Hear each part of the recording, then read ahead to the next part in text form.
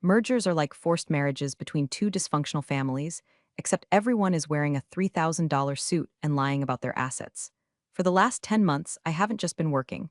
I've been the designated adult in a daycare center run by millionaires.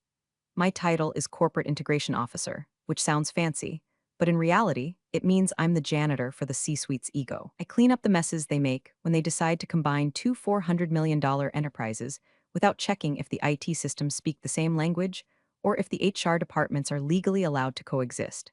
I work in silence. My office in Colorado is a glass box overlooking the Rockies, but I haven't looked at the mountains in 6 months. My view is a dual monitor setup glowing with Gantt charts, due diligence reports, and a master spreadsheet I call the Bible. It's color-coded: red for critical failure, yellow for incompetence, and green for the three things that are actually working. Most of the board is red. The company we were acquiring, a logistics giant called Vertex, was a mess of redundant contracts and hidden liabilities. My job was to smooth the edges so that when the final ink dried, we didn't accidentally inherit a lawsuit or a bankruptcy. I lived on caffeine and adrenaline. I knew the names of the security guards at Vertex better than their own CEO did. I knew which servers in the basement were overheating and which VP was expensing client dinners at a strip club in Denver. I knew where the bodies were buried because I was the one measuring the coffins. And then there was Roger. Roger was our VP of strategy. Roger was a man who used words like synergy and paradigm shift unironically while struggling to operate the office coffee machine.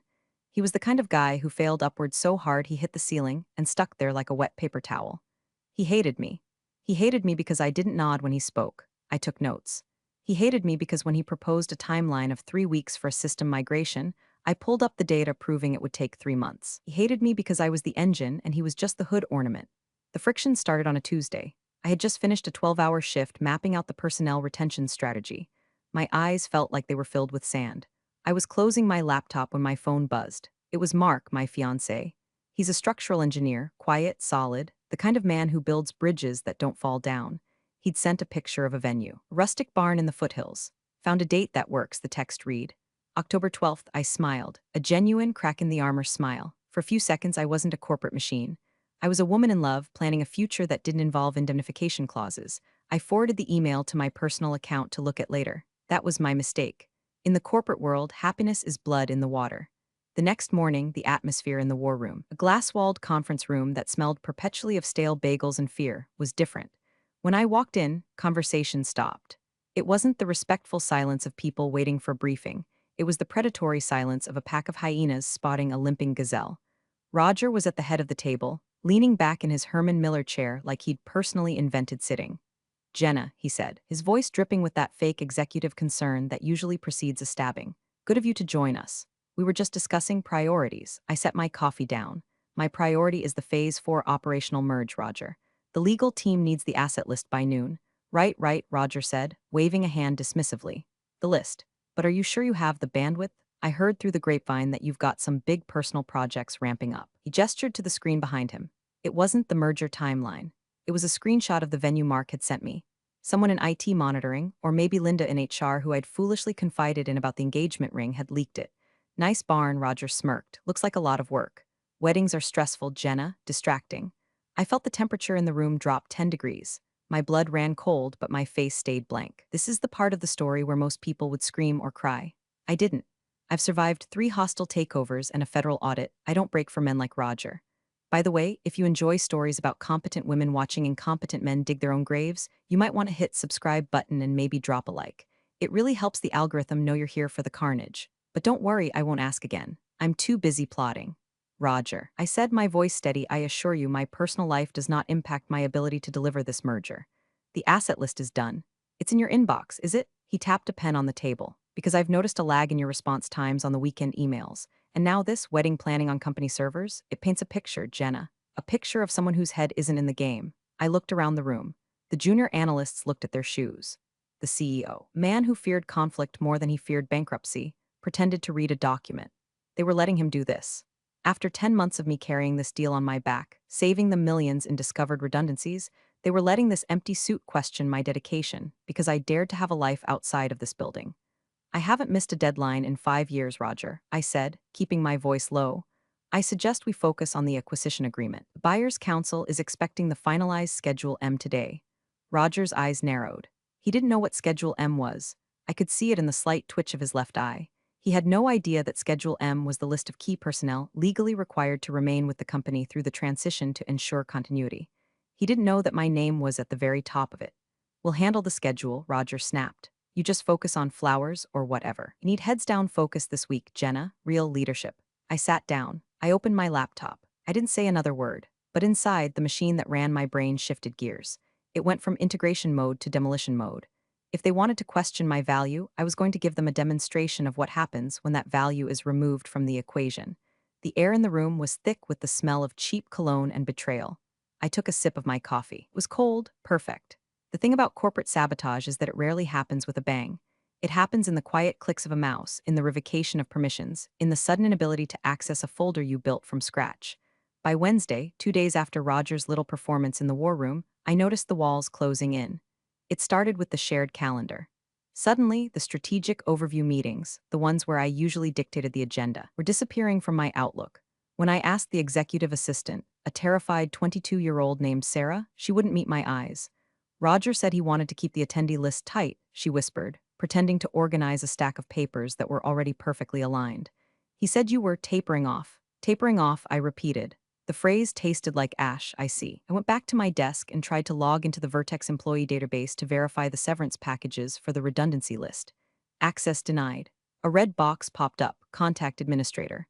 I didn't contact the administrator. I knew who the administrator answered to. Instead, I closed my door and lowered the blinds. If they wanted to play games with access, they were forgetting who designed the playground. I pulled an encrypted external hard drive from my purse. It was a matte black brick, heavy and cold. I plugged it into the back of my tower, bypassing the monitoring software Roger had likely asked IT to install on my main port. I began to archive. I didn't steal company property. I'm not a thief, I'm a professional. I saved copies of my work product. My methodologies, my original integration maps, my email correspondence proving that every delay in the last 6 months was due to Roger's inability to read a PDF, not my lack of focus. I saved every timestamped revision of the merger agreement. And then I went hunting for the smoking gun. The acquisition agreement was a 400-page monster of legalese. Most people, even the executives, only read the executive summary. They skimmed the financials and the payout structures.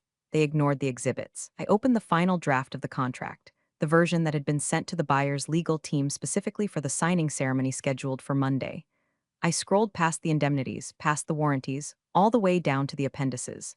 Schedule M, continuity of operations and key personnel. There it was. Clause 14.2, to ensure the stability of the transition phase, seller agrees that the named integration officer, as defined in Schedule M, shall remain employed and actively engaged in the integration duties for a period of no less than 90 days post-closing. Failure to retain the named integration officer constitutes a material breach of continuity, allowing the buyer to suspend or terminate the transaction. And right below it, in black and white, named integration officer, Jenna K. Caldwell. I stared at my name. It looked like a tombstone. Roger hadn't read this. The CEO hadn't read this. They assumed key personnel meant them, the C-suite, the visionaries, the guys who gave speeches. They didn't realize that the acquiring firm, a company known for its ruthless efficiency, didn't care about our CEO's speeches. They cared about the person who knew how to stop the servers from melting. They had insisted on this clause. I was the collateral for the loan. I printed the page. Just that single page. I folded it into a sharp square and tucked it into the inner pocket of my blazer, right next to my heart. It felt like carrying a live grenade. Later that afternoon, Roger stopped by my office. He was holding a stress ball, squeezing it rhythmically. "Squish, squish, Jenna," he said, leaning against my doorframe. "We've been thinking. With the wedding and everything, maybe it's best if we reassign the final data migration to Kevin." Kevin was an intern. Kevin once asked me how to spell Excel. "Kevin," I said flatly. "You want Kevin to migrate the sensitive HR data of 3,000 employees?"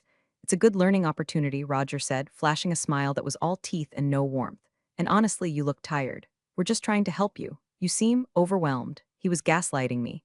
He was taking my competence, my exhaustion from doing his job for him, and twisting it into a narrative of female hysteria. "She's emotional. She's planning a wedding. She can't handle the pressure."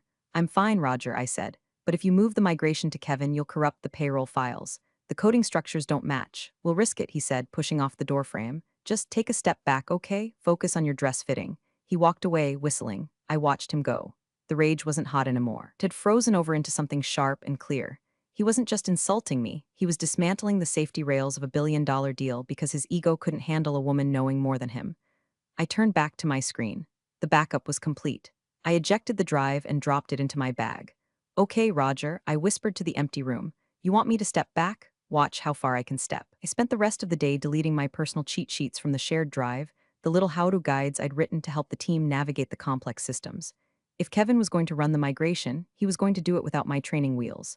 I left the office at 5 o'clock p.m. on the dot. I never leave at 5 o'clock. Sarah, the assistant, looked up in shock as I walked past the front desk. Heading out early? She asked. Just focusing on my priorities. I said, have a good night, Sarah. I walked out into the cool Colorado air. The mountains were purple in the distance. I took a deep breath. It was the calm before the storm. I knew what was coming on Friday. I could feel it in the air like the static before a lightning strike. They were going to cut me loose, and they had no idea they were cutting the brake line on a speeding car. Friday at 4 o'clock p.m., the execution hour. In the corporate world, if HR calls a meeting for Friday afternoon, it's not for performance review. It's to ensure you can't make a scene because everyone else has already gone home. Linda from HR, the same Linda who had leaked my engagement news, appeared at my door. She wouldn't look at me. She stared fixedly at a point somewhere over my left shoulder. Jenna, she said, her voice tight. Roger and Mr. Henderson would like to see you in the conference room. Mr. Henderson was the CEO, the big guns. I stood up. I smoothed the front of my skirt. I picked up my phone and nothing else. Lead the way, Linda. The walk to the conference room felt like a funeral procession. The office was quiet. Most of the sales team had already left for client drinks. The lights buzzed overhead, a low-frequency hum that grated on my nerves. When I entered the room, Roger was there, along with the CEO. There was a manila folder on the table, a single, ominous object in the center of the mahogany expanse. Sit down, Jenna, the CEO said. He looked tired. He always looked tired, a man perpetually overwhelmed by the weight of his own imposter syndrome. I sat. I folded my hands on the table. I didn't lean back. I occupied my space. This is difficult, the CEO started. He was reading from a mental script. We've been reviewing the staffing needs for the post-merger entity. As you know, synergy creates redundancies. I am the integration officer, I said clearly. I am the one creating the synergies. How can I be redundant to the process I am building? Roger jumped in. He couldn't help himself. It's not just about the role, Jenna. It's about fit. We need someone who is fully present. We need 110%. And frankly, this week, the wedding planning on company time, the attitude, it's become a distraction to the team. A distraction, I repeated. I secured the IT bridge protocols yesterday. I saved us $200,000 in licensing fees on Tuesday. But my attitude is a distraction? It's a culture fit issue, Roger said, saying the magic words that allow companies to fire anyone for anything. We feel that your focus is elsewhere. Terminated for cause. Misuse of company resources. He slid the folder toward me, offering 2 weeks severance in exchange for a signed NDA and a waiver of claims. 2 weeks. For 10 months of blood, sweat, and missed holidays, for saving their asses daily. I looked at the CEO. Does the acquiring firm know about this? Have you consulted the transition agreement? Roger scoffed. We run this company, Jenna, not them, not yet. We handle our own personnel. He pulled a pen from his pocket and signed the termination notice on the bottom line. I watched his hand. It was trembling, just a tiny tremor in his index finger. He knew this was wrong. He knew it was dirty, but he was doing it anyway because his ego demanded a sacrifice. I didn't argue, I didn't yell, I didn't throw water in his face. I simply stood up. I won't be signing the waiver, I said softly, and I don't need the severance. Jenna, be reasonable, the CEO said, panic flickering in his eyes. If you don't sign, I'm terminated. I said, that means I'm no longer an employee, which means I no longer have to listen to you. I turned and walked to the door. Leave your badge and laptop at the front desk, Linda squeaked from the corner. I walked back to my office. I packed my personal items, a framed photo of Mark, a cactus that had survived 3 years of neglect, and my favorite mug. I left the laptop. I left the files. I left the chaos they were about to drown in. On my way out, I stopped by the legal department. The office was empty, but the internal review physical inbox was sitting on the paralegal's desk. It was where they put documents that needed to be filed for compliance audits. I reached into my pocket. I pulled out a small silver thumb drive. It didn't contain stolen data. It contained a single PDF file. I had named it Urgent Compliance Review Schedule MPDF. I dropped it into the basket, made a soft clack sound. It was a message in a bottle. I knew the paralegals wouldn't check that basket until Monday morning, right before the signing ceremony. I walked to the elevator. I pressed the down button. As the doors closed, I saw Roger standing in the hallway watching me. He looked like he'd won. He had a smug, victorious grin on his face. Goodbye, Roger, I said as the doors slid shut. I rode the elevator down to the lobby, my heart pounding a slow, heavy rhythm against my ribs. I walked out of the building and into the parking lot. I sat in my car, gripped the steering wheel, and let out a long, shaky breath. I didn't cry. I picked up my phone and texted Mark, got fired. Dinner at the Italian place, I'm buying. Then I drove away. I was unemployed, but I wasn't finished. The machine was still running, but I had just removed the only gear that mattered. Now I just had to wait for the grinding sound. Saturday morning felt like waking up after a car crash. My body ached, not from impact, but from the sudden, violent deceleration of my life. For 5 years, my cortisol levels had been my alarm clock. Now the silence in the house was deafening. I sat at my kitchen island, drinking coffee from my own mug, not a styrofoam cup. Mark was making pancakes. He was humming. He didn't know the extent of it yet, he just knew I was out of a toxic environment. He thought it was a blessing. He didn't understand that for people like me, being useful is a drug, and I was going through withdrawal. "You want blueberries or chocolate chips?" he asked, flipping a batter circle with the precision of an engineer. "Both," I said. "I'm a rebel now." I kept my phone off. I knew what was happening on the other side of town. I could visualize it perfectly. Saturday is when the automated system checks run. It's when the data migration scripts I wrote usually execute. Without my authentication token, those scripts would fail. I imagined Kevin, the intern, staring at a screen filled with red error codes trying to call Roger. I imagined Roger ignoring the call because he was on the golf course, convinced that strategy meant ignoring the details until Monday. I spent the day gardening. I pulled weeds with a vicious intensity. Every dandelion was Roger. Snap, root and all. By Sunday, the silence from my phone, which I had turned back on, purely for observation, was suspicious. No panicked texts from former coworkers. That meant Roger had locked down the narrative. He had probably told the team I had a breakdown or that I quit to become a full-time bridezilla.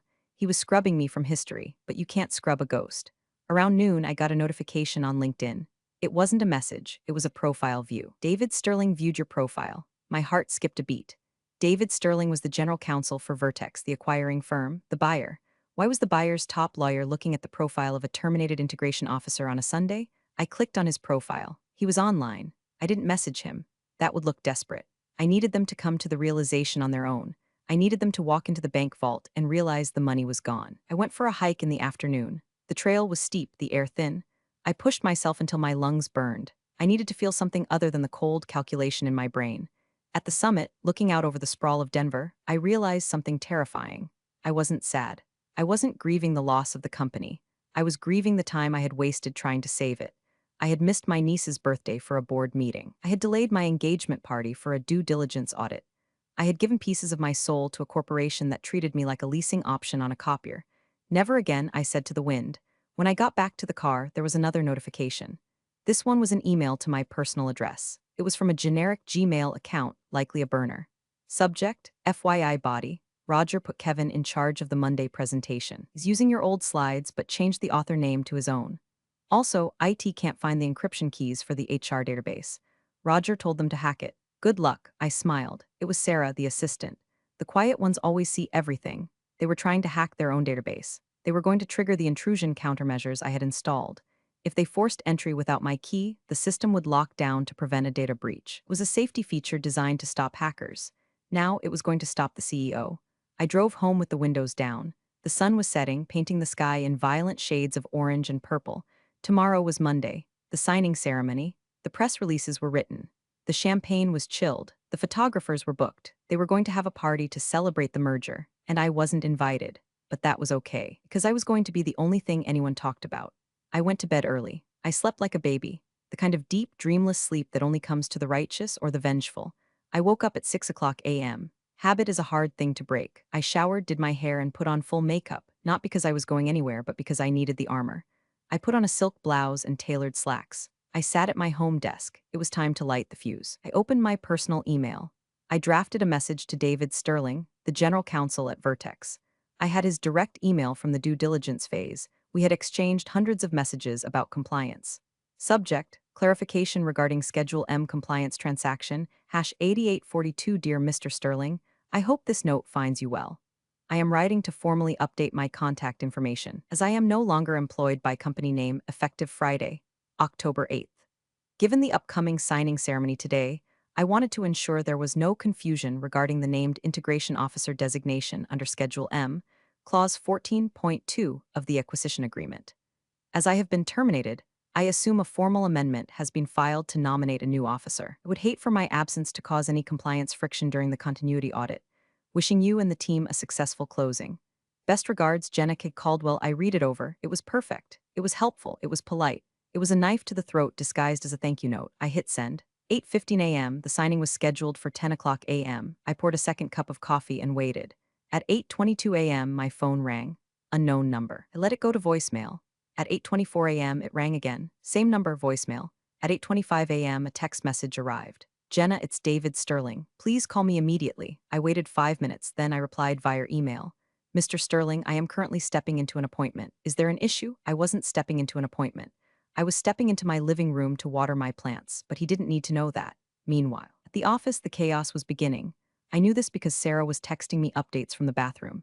Sarah, 8:30 a.m. Roger is screaming at it. The HR database is fully locked. It says unauthorized access attempt lockdown mode. Sarah, 8:45 a.m. The Vertex team just arrived. They look serious. Their lawyer is on his phone in the lobby. He looks pissed. Sarah, 9 o'clock a.m. Roger just asked me if I knew your password. I told him you never wrote it down. He threw a stapler. I sipped my coffee. The image of Roger throwing a stapler was delicious. He was unraveling. The visionary was realizing that vision doesn't unlock encrypted servers. At 9:15 a.m., David Sterling emailed me back. Jenna, there is no amendment filed. You are listed as the sole guarantor of operational continuity. If you are not employed, the deal is in breach. Are you confirming you have been terminated for cause? I replied, terminated for misuse of company resources, wedding planning. No misconduct regarding company operations. I offered to consult but was escorted out. That was the kill shot, wedding planning. I made it sound exactly as petty as it was. Sterling was a serious man. He didn't care about weddings. He cared that a multi-million-dollar asset was being managed by people who fired their chief engineer over a Pinterest board. Sarah, 9:30 a.m. The lawyers are going into the boardroom. The CEO looks like he's going to throw up. Roger is sweating through his shirt. I checked the time. 30 minutes to the signing. The cameras would be setting up. The press would be waiting. I stood up. I walked to my closet and pulled out my boardroom jacket, a sharp, white blazer that looked like it meant business. I wasn't going to the office, not yet. I was going to let them sit in the pressure cooker a little longer. I needed them to be desperate. I needed them to realize that without me, they weren't buying a company, they were buying a burning building. I sat back down and opened a book. I read the same paragraph 4 times without absorbing a word. My heart was racing, but my hands were steady. This was it. Machine was grinding to a halt. The boardroom at the office is designed to intimidate. It has a table made of reclaimed mahogany that cost more than my first car, and floor-ceiling windows that offer a panoramic view of the city our CEO pretended to own. Today, it was set for a coronation. According to Sarah's texts, the room was packed. On one side, our team, the CEO, pale, shaking hands, Roger, red-faced, frantically whispering to the IT director in the corner, and the CFO staring at his phone, probably checking if his golden parachute had deployed. On the other side, the Vertex team, David Sterling, the general counsel, their CEO, a woman named Catherine, focused on efficiency above all else, and their bankers. The table was lined with bottles of Fiji water and crystal glasses. A photographer was testing the lighting in the corner. Flash, flash, it was a performance. A theater piece titled Everything is Fine, but everything was not fine. At 9:45 a.m., Roger walked over to the Vertex team. He was trying to be charming. I could practically hear his voice, that oily, confident baritone he used to bullshit investors. Just a few minor technical hiccups with the data migration, he likely said. Nothing to worry about, we have our best people on it. He meant Kevin. Kevin was currently in the server room, likely crying. David Sterling didn't smile. He checked his watch. He looked at his phone. He looked at the email I had sent him. Sarah, 9:50 a.m. The Vertex lawyer just closed his laptop. He's whispering to their CEO. She's looking at Roger like he's a bug. I could feel the tension radiating through the cellular network. The air in that room must have been vacuum sealed. At 9:55 a.m., my phone rang again. It was the CEO this time. I stared at the screen. Mr. Henderson? I let it ring. He called again immediately. I let it ring. He left a voicemail. I played it on speaker. Jenna, it's John. We need to clear up a misunderstanding. Are you available to hop on a call? We're about to sign and there's a paperwork issue. A paperwork issue, that's what he called me. I was a paperwork issue. I didn't call back. 10 o'clock a.m., the signing hour. I imagined the scene. The CEO standing up, buttoning his jacket, forcing a smile for the cameras. He would reach for the contract. Sarah, 10:02 a.m., they stopped. The Vertex lawyer just put his hand over the contract. He's talking loud. I closed my eyes and visualized it. Sterling, with his iron gray hair and rimless glasses, placing a manicured hand over the document. The silence in the room, the camera shutter stopping. The sudden realization that the script had been burned. I believe Sterling would say, his voice cutting through the bullshit, that we have a compliance problem. I grabbed my keys. It was a 20-minute drive to the office. If I timed it right, I would walk in just as the walls were crumbling. I checked my reflection in the hallway mirror. I didn't look like a victim. I didn't look like a distracted bride. I looked like the person who held the keys to the kingdom. I walked out to my car. The engine roared to life. Okay, boys, I said. Let's see how much you really miss me. I drove fast. Traffic on I-25 was light. I drove with the radio off. I needed focus. I was rehearsing my lines, not that I needed many. Silence is often louder than screaming. I pulled into the guest parking lot. I didn't park in my old spot. I wasn't an employee. I was a visitor, a very hostile visitor. The security guard, an older man named Earl, looked confused when he saw me. I had turned in my badge on Friday. Jenna, I thought you were gone. I am Earl, I smiled. Just here to pick up something they forgot. He buzzed me in. The system still recognized my face, or maybe he just didn't have the heart to stop me. The elevator ride up to the 20th floor took 45 seconds. In those seconds, I centered myself. I locked away the anger, the hurt, the humiliation of Friday afternoon. I became pure function. I was the algorithm. And the doors opened, the lobby was silent. The receptionist was gone, likely hiding. But I could hear voices coming from the boardroom down the hall, not the polite murmurs of a business deal, shouting. I walked down the hallway. My heels clicked on the marble floor. Click, click, click, the sound of a countdown.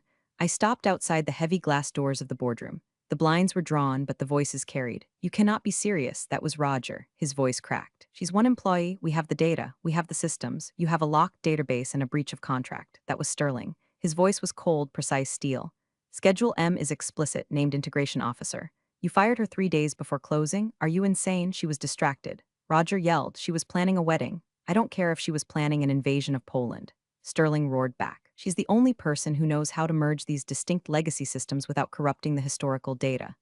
We did our due diligence, Roger. Your IT infrastructure is a house of cards held together by her code. You pulled the glue out, we can rehire her. The CEO's voice was pleading now. We'll call her back. It's just a misunderstanding. You already tried calling her, Sterling said. She's not answering. And frankly, if I were her, I wouldn't answer either. You've compromised the asset. We are suspending the signing. You can't suspend. Roger sounded desperate. The press is outside. The stock price is going to zero if you acquire a company you can't operate, Catherine, the Vertex CEO, spoke up.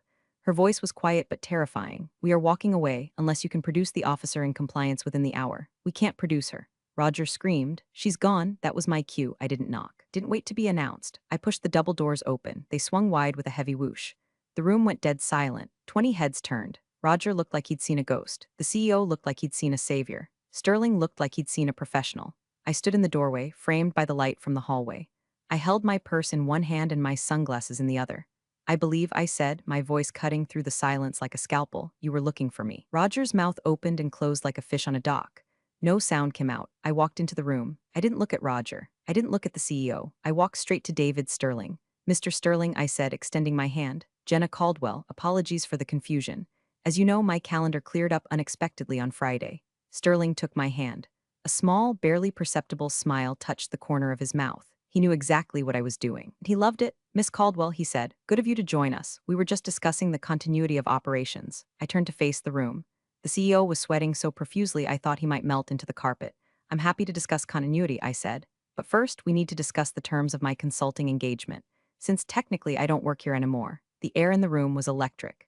The CEO, Mr. Henderson, stumbled forward. Jenna, thank God, look, we've been talking and clearly there was a breakdown in communication on Friday. We want you back, full reinstatement, same salary. I looked at him. I let the silence stretch for 5 seconds, 10 seconds. It was agonizing for him. John, I said, using his first name. It was a power move. I had always called him Mr. Henderson. I was terminated for cause, misuse of resources. That's on my permanent record. You can't just hit undo, we'll expunge it, he said quickly, wiped clean like it never happened. But it did happen, I said, and now I'm a private contractor, and my rate has changed. Roger found his voice. This is extortion, he hissed. You planned this. You locked the database. I turned to him slowly. The database locked itself, Roger. It's an intrusion countermeasure. It triggers when an unauthorized admin like, say, Kevin, tries to force a migration script without the proper encryption keys. Keys that are in my head. I didn't lock you out. Your own incompetence did. Sterling chuckled dryly. She's right. We use the same protocol. I turned back to the Vertex team. If I step back in, I can have the systems bridged and the data migrated by Friday. The database will be unlocked in 10 minutes. The deal can proceed. And if you don't, Catherine, the Vertex CEO asked, was watching me with interest. If I don't, I shrugged, you'll have to rebuild the integration architecture from scratch.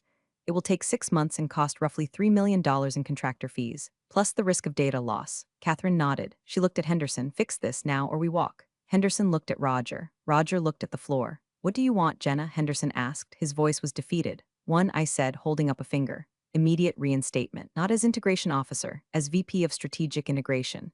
Roger's head snapped up. That was his level. 2, I continued. A 20% raise, retroactive to the start of the merger.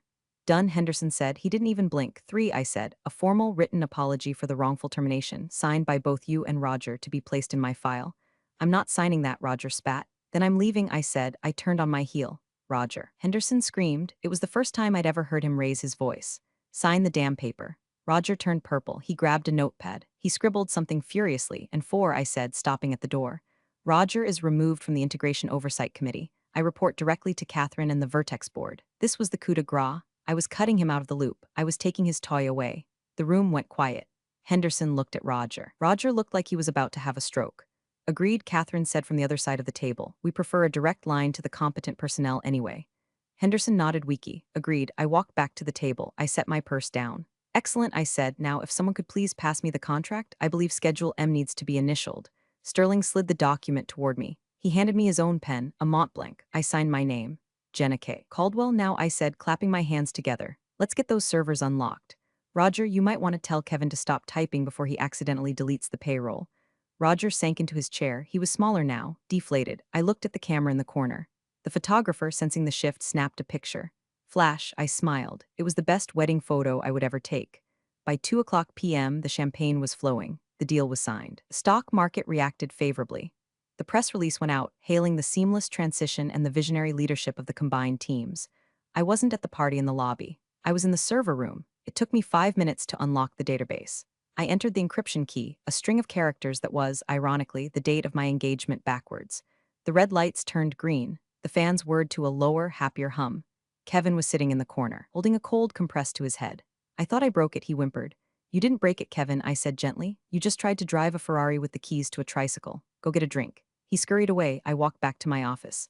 My nameplate was still in the trash can where Linda had thrown it. I picked it up. I put it back on the door. My phone buzzed. It was Mark. How's the unemployment life? Lunch? I texted back. Actually, I got a promotion and a raise. You can upgrade the bar package for the wedding.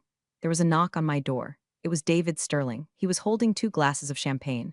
I figured you wouldn't want to toast with Roger, he said, stepping inside. You figured right, I said. He handed me a glass. That was a hell of a poker game, Miss Caldwell. You knew we wouldn't sign without you. I knew you read the contracts, David, I said, unlike some people. Roger is being moved, he said quietly. Special projects, which is code for a desk in the basement until his contract expires. You report to me now. I clinked my glass against his. I look forward to it. One question, he asked, leaning against my desk. The wedding. Is it actually going to be a distraction? I laughed, a real laugh. David, I just dismantled a hostile executive team, negotiated a 20% raise, and rebooted a global database, all before lunch. I think I can handle picking out table linens. He smiled. I think you can. Welcome to Vertex. He left. I sat in my chair. I spun around to look at the mountains. The sun was shining. The machine was humming. I was back in the driver's seat. I opened the Bible, my master spreadsheet. I changed Roger's status from active to obsolete. The cell turned gray. It was the most beautiful color I'd ever seen. I took a sip of champagne. It tasted like victory. I pulled up the Pinterest board for the wedding. I added a new pin, a white blazer. The caption read, Armor. Most people think corporate life is about synergy and bottom lines. It's not. It's about leverage. It's about knowing exactly what you are worth and burning the building down if they try to pay you a penny less. I turned back to my screens. Now I whispered, let's get to work. The phone rang. It was Sarah. Jenna, Roger is asking how to access the new org chart. Tell him to submit a ticket, I said. Processing time is 6 to 8 weeks. I hung up. I am Jenna K. Caldwell, VP of Strategic Integration, and I am dangerously efficient.